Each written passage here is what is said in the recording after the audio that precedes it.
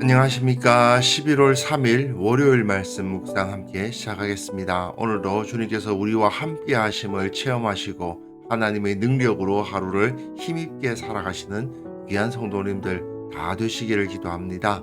오늘 본문은 요한계시록 1장 9절에서부터 20절까지 말씀이고요. 통독하실 말씀은 요한복음 6장입니다. 오늘 본문에서는 예수님께서 교회와 함께 하신다는 사실을 잘 보여주고 있는데요. 이것을 통해서 우리를 붙들고 계시는 주님을 느끼고 주님께서 우리와 함께 하신다는 사실을 통해서 용기를 얻으시는 그런 시간이 되었으면 좋겠습니다. 그럼 먼저 말씀을 보시겠습니다. 나 요한은 너희 형제요 예수의 환난과 나라와 참음에 동참하는 자라. 하나님의 말씀과 예수를 증언하였으므로 말미암아 밤모라 하는 섬이 있었더니 주의 날에 내가 성령에 감동되어 내 뒤에서 나는 나팔 소리 같은 큰 음성을 들으니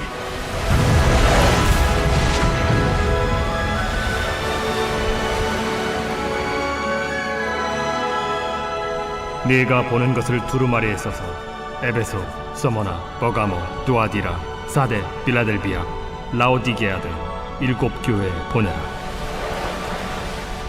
몸을 돌이켜 나에게 말한 음성을 알아보려고 돌이킬 때에 7 금 촛대를 보았는데 촛대 사이에 인자 같은 이가 발에 끌리는 옷을 입고 가슴에 금띠를 띠고 그의 머리와 털의 희기가 흰 양털 같고 눈 같으며 그의 눈은 불꽃 같고 그의 발은 풀무불에 단련한 빛난 주석 같고 그의 음성은 많은 물소리와 같으며 그의 오른손에 7 별이 있고 그의 입에서 좌우에 날선 검이 나오고 그 얼굴은 해가 힘있게 비치는 것 같더라.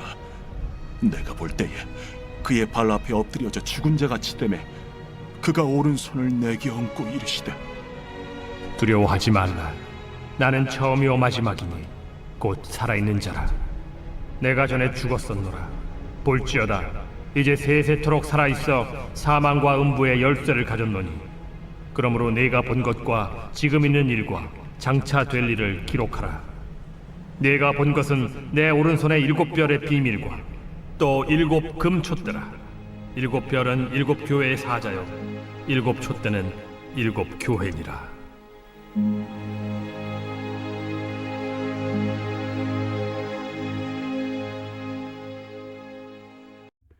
이제 요한계시록의 내용이 본격적으로 시작됐다고 할 수 있는데요. 어제 묵상에서 제가 설명을 했듯이 요한계시록의 구조를 좀 아실 필요가 있습니다. 요한계시록은 크게 6 부분으로 나누어져 있습니다. 1부, 2부, 3부, 4부, 5부, 6부라고 할 수 있고요.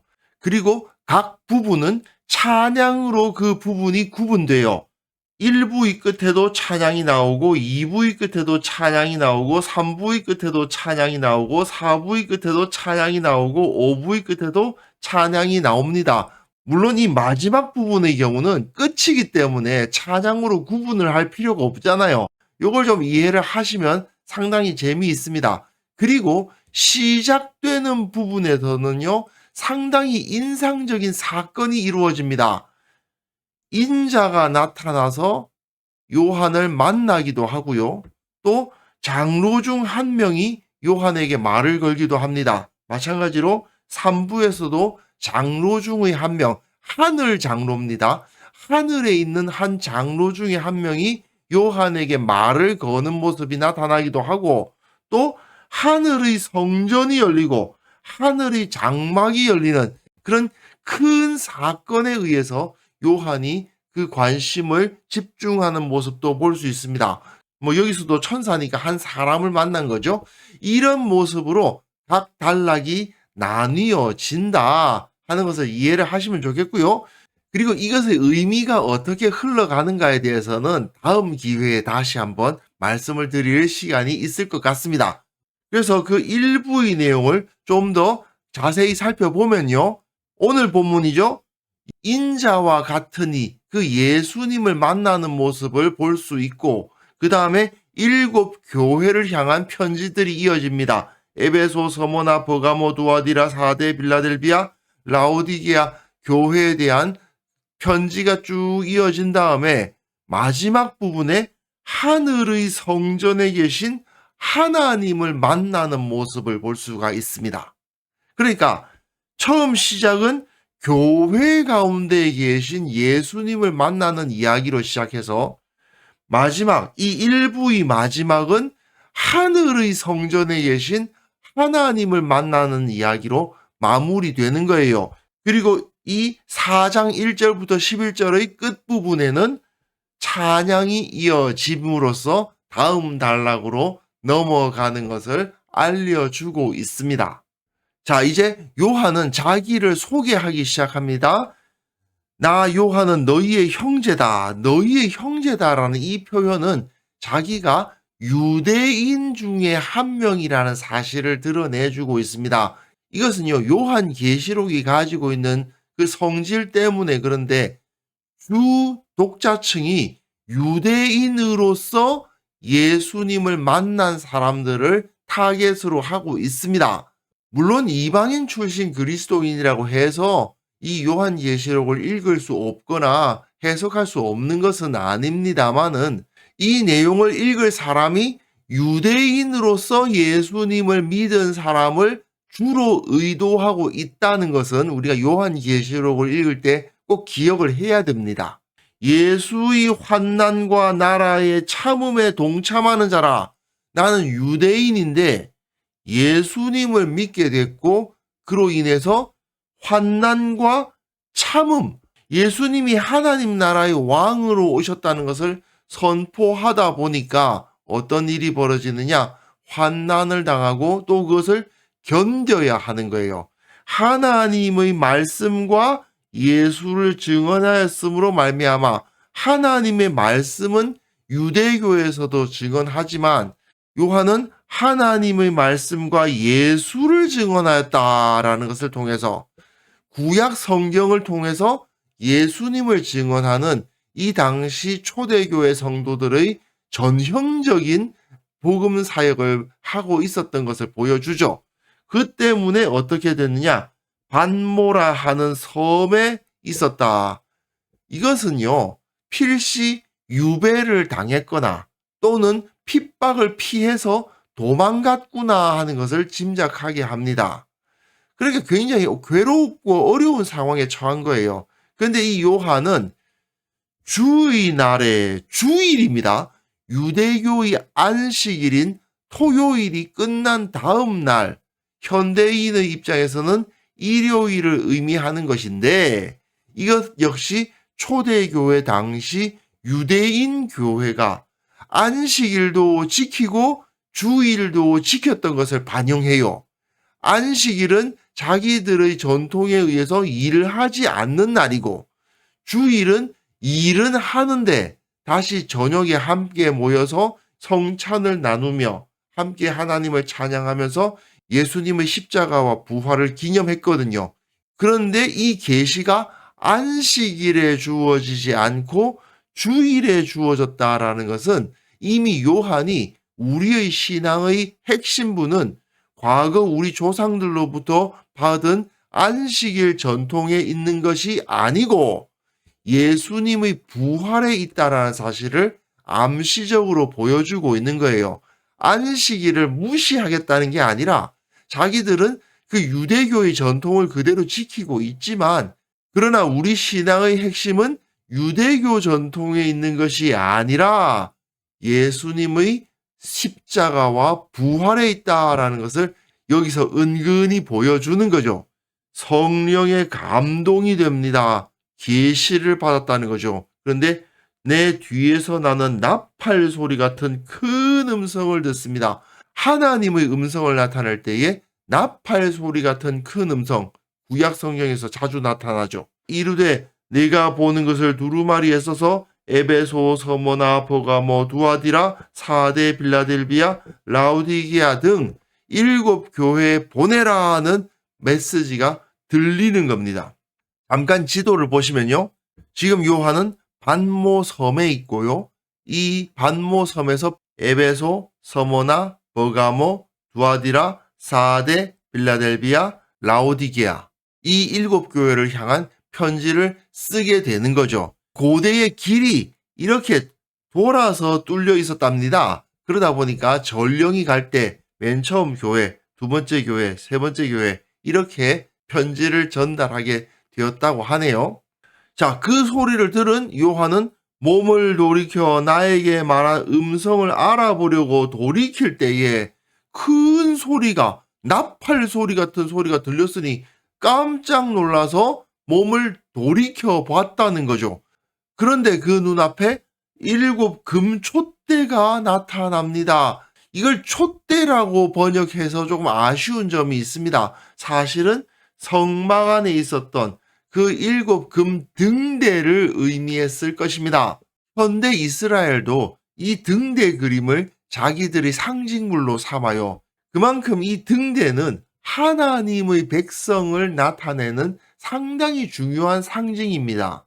근데 먼저는 그 7 등대가 딱 보이더니 갑자기 그 등대 사이에 인자 같은 이가 발에 끌리는 옷을 입고 가슴에 금띠를 띠고 그의 머리와 털의 희가 흰 양털 같고 눈 같으며 그의 눈은 불꽃 같았다라고 되어 있거든요.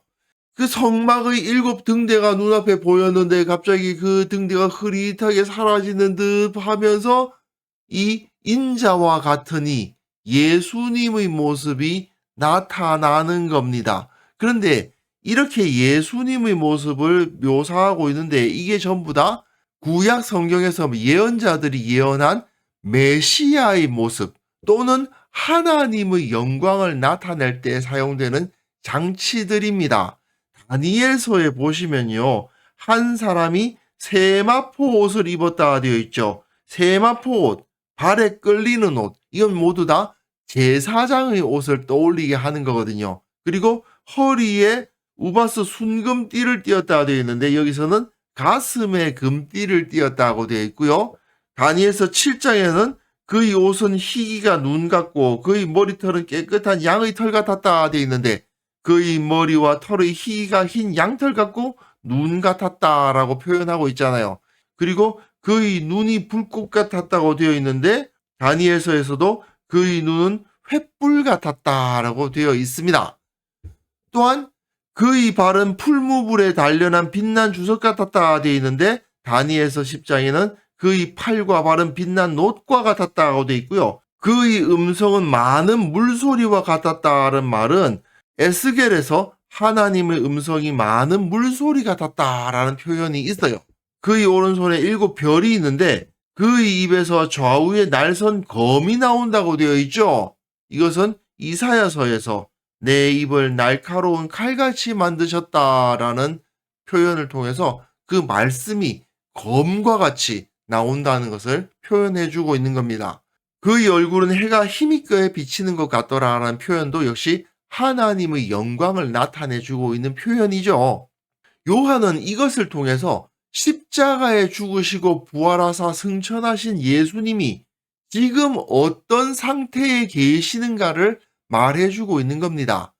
7개의 등대는 교회, 하나님의 백성을 상징합니다. 그 교회 안에 예수님이 계신 거예요. 자, 다시 한번 말씀드리지만 요한계시록은 유대인으로서 그리스도인이 된 사람들을 주로 염두에 두고 기록된 서신입니다. 그러다 보니까 그 상징물이 7개의 등대, 성막의 등대 아니에요. 그 가운데 예수님이 계시더라는 거예요. 구약에 사용되어 있는 이 이미지들이 다 반영되면서 구약 성경 선지자들이 예언하였던 것과 같이 예수님이 영광의 메시아이시며 참된 왕이시며 진정한 제사장이시다. 그 성막에 있던 7 등대 사이에 예수님이 계시다라는 것을 여기서 표현해주고 있는 겁니다. 그렇게 예수님을 딱 보니까 바로 그의 발 앞에 엎드러져 죽은 자 같이 되었어요. 이것은 이사야서 6장에서 그때에 내가 말하되 화로다 나여 망하게 되었도다. 나는 입술이 부정한 사람이요 나는 입술이 부정한 백성 중에서 거주하면서 만군의 여호와이신 왕을 배웠음이로다. 이사야가 하나님의 영광을 보니까 자기가 죽게 되었다고 단식하죠. 그와 마찬가지로 예수님의 영광을 직접 보니까 그의 발 앞에서 엎드러져서 죽은 자 같이 되었다는 겁니다. 그만큼 예수님은 영광 가운데 계시다라는 것을 보여주는 거죠. 근데 이때 예수님이 오른손을 내게 얹고 이르시되 두려워하지 말라. 나는 처음이요 마지막이니 곧 살아있는 자라. 내가 전에 죽었었노라. 이분이 예수님이라는 사실을 오해하지 못하도록 완벽하게 기록되어 있죠. 그리고 예수님이 오른손을 얹으신다는 것은 오른손은 구약 성경에서부터 권능의 상징이거든요. 그 권능으로 요한에게 사명을 주시는 모습을 보여주고 있는 겁니다. 예수님은 처음이요 마지막 하나님이시라는 뜻입니다. 그러면서 지금도 살아 계셔요. 그런데 전에 죽었었던 분이죠. 십자가에서 죽으셨지만 다시 살아나셔서 이제 영원히 살아계신 분이심을 나타내주고 있고, 볼지어다 이제 세세토록 살아있어 사망과 음부의 열쇠를 가진 분이다라고 선언합니다. 예수님은 십자가에서 죽으셨지만 다시 살아나셨고 지금도 살아 계시다라는 것을 계속 강조하죠. 왜 그렇습니까?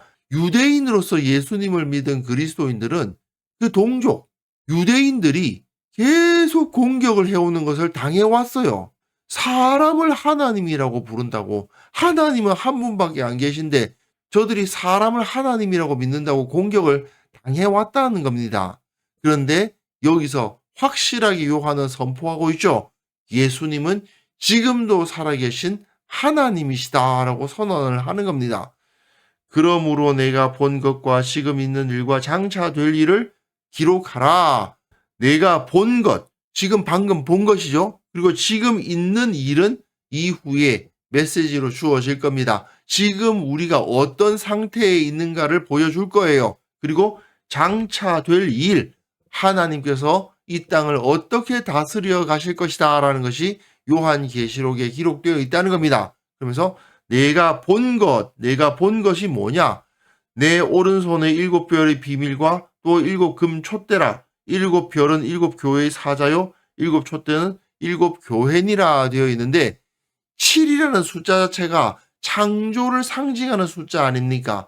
그러다 보니까 지금 편지를 받는 소아시아 7교회이기도 하지만 또한 온 땅의 모든 교회를 나타내 주고 있는 거죠.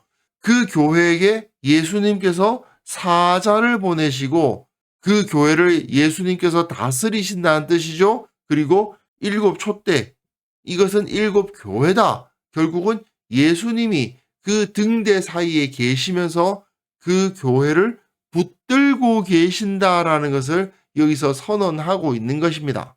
이렇게 요한계시록은 예수님께서 그 교회 가운데 계시다는 선포로 시작되고 있습니다. 그런데 내일부터 이어질 7교회의 모습을 보면 예수님께서 그 가운데 계심에도 불구하고 이상적이거나 완벽하지 않을 겁니다.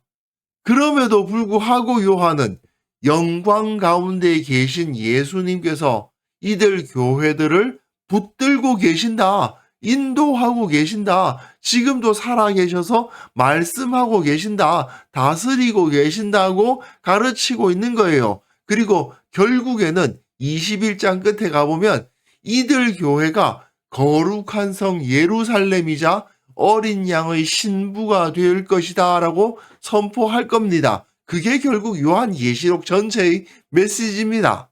그리고 반모섬에 있던 요한의 모습은 곧 예수 그리스도의 복음을 전했기에 어려움을 당하고 있던 교회의 현실을 반영하고 있어요. 하지만 그런 어려운 현실 가운데 있으나 그의 눈앞에는 그 교회와 함께 하시는 예수 그리스도의 영광스러운 모습이 나타나고 있지 않습니까? 결국 이것이 모든 그리스도인들의 가슴속에 있어야 할 비전이라고 할 수 있죠. 비록 지금 나의 모습이, 우리의 모습이 이상적이지도 않고 완벽하지도 않고 영광스럽지도 않지만 그럼에도 불구하고 예수님은 여전히 나와 함께 하신다, 우리와 함께 하신다. 이것이 바로 요한예시록의 시작이 선포하고 있는 메시지다. 이걸 절대로 우리가 잊지 말아야 되겠습니다. 현실에 매몰되지 않고 하나님의 영광을 바라보는, 그리고 주님의 권능이 나타날 것을 믿는 그러한 성도들이 되어야 한다. 오늘 본문을 통해서 우리는 이러한 메시지를 들을 수 있을 것 같습니다. 그래서 이 시간 함께 기도하실 때에는요, 예수님께서 지금도 살아계셔서 교회를, 우리를 다스리고 계심을 믿고 주님을 의식하며 살아가는 자들 되게 하여 주옵소서. 함께 기도하는 시간 가졌으면 합니다.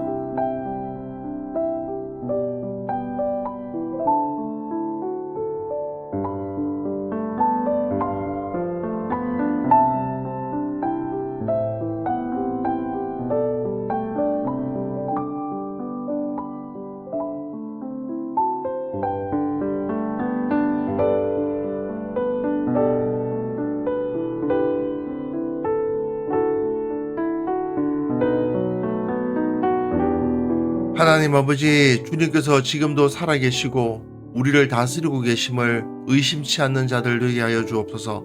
늘 주님을 의식하고 우리가 섬기는 이 교회의 주인은 오직 살아계신 예수 그리스도이심을 잊지 않으며 주님께 영광 돌리는 자들 되게 하여 주옵소서. 이 땅의 모든 그리스도인들이 예수님의 통치를 인정하게 하시고 예수님께서 나와 함께 하시니 예수님께서 원하시는 삶이란 어떤 것인가를 늘 묵상하며 매일매일의 삶을 성실하게 거룩하게 주님께 영광 돌리며 살아갈 수 있도록 도와주옵소서. 오늘 하루의 삶이 바로 그러한 삶이 되기를 원합니다.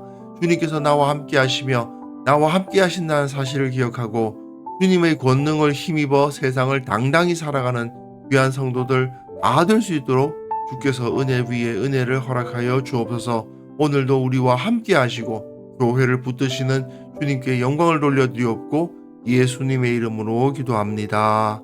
아멘.